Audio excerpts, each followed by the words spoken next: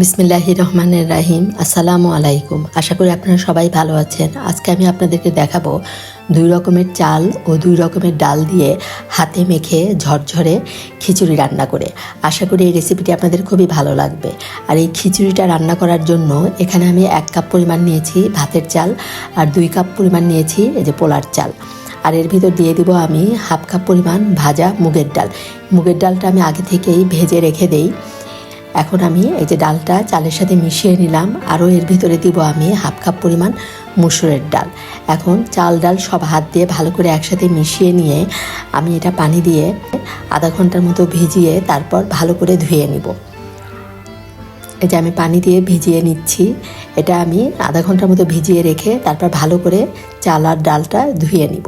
যে চাল ডাল ধুয়ে আমি একটা পাতিলে নিয়ে নিয়েছি। এখন এর ভিতর দিয়ে দিলাম 4টা পেঁয়াজ কুচি, 6-7টার মতো দিব কাঁচামরিচ ফালি, আর এখানে আমি 4 কোয়া রসুন কুচি দিলাম, বড় রসুনের 4 কোয়া রসুন কুচি। এখন এর ভিতর 1 চামচ পরিমাণ দিলাম রসুন বাটা, 1 চামচ পরিমাণ দেব আমি আদা বাটা, 1 চামচ পরিমাণ দেব জিরা বাটা।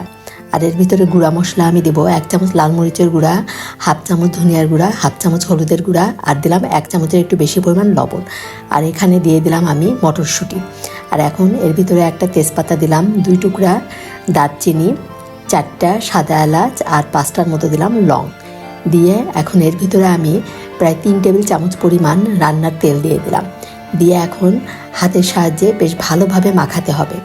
এই হাতে মেখে খিচুড়ি রান্নাতে বেশ ভালোভাবে কিন্তু চাল ডালের সাথে মশলাটা মাখিয়ে নিতে হবে। এভাবে মাখিয়ে খিচুড়ি রান্না করলে খেতে কিন্তু খুবই মজা হয়।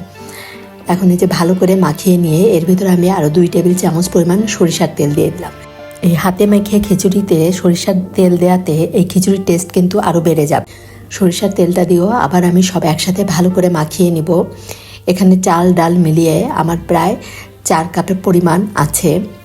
এখন এর ভিতরে আমি প্রায় 8 কাপ পরিমাণ পানি এখানে আমি দিয়ে দিব। পানিটা আগে থেকে আমি গরম করে রেখেছিলাম, সেই গরম পানিটাই আমি এর ভিতর দিলাম। নেড়ে নিয়ে আমি আরেকটু পানি দিয়ে দিলাম। এখন ঢাকনা দিয়ে ঢেকে এটা আমি মিডিয়াম টু হাই হিটে প্রায় 10 মিনিটের মতো রান্না করে নিলাম। এই যে এখন আমি একটু উল্টে পাল্টে দিব। এখন চুলার হিটটা আমি লো করে দিব। লো করে আরও 10 মিনিটের মতো এটা রান্না করে নিলাম। এই যে খিচুড়িটা কিন্তু খুবই সুন্দর ঝরঝরে হয়েছে। আর এরকম ভাতের চালের সাথে পোলার চাল মিশিয়ে যদি খিচুড়ি রান্না করা হয় খেতে কিন্তু খুবই মজা হয়। এভাবে 2 রকমের চাল ডাল দিয়ে হাতে মেখে আপনারা খিচুড়ি রান্না করে খেয়ে দেখবেন, খুবই মজা হয় এই খিচুড়িটা খেতে। আর দেখুন খিচুড়িটা খুবই সুন্দর ঝরঝরে হয়েছে। এই খিচুড়ি রান্নাটা যদি আপনাদের ভালো লাগে অবশ্যই আপনারা আমার পাশে থেকে আমাকে এগিয়ে যেতে সহযোগিতা করবেন। এই যে হয়ে গেল আমার খুবই মজার হাতে মেখে খিচুড়ি রান্না।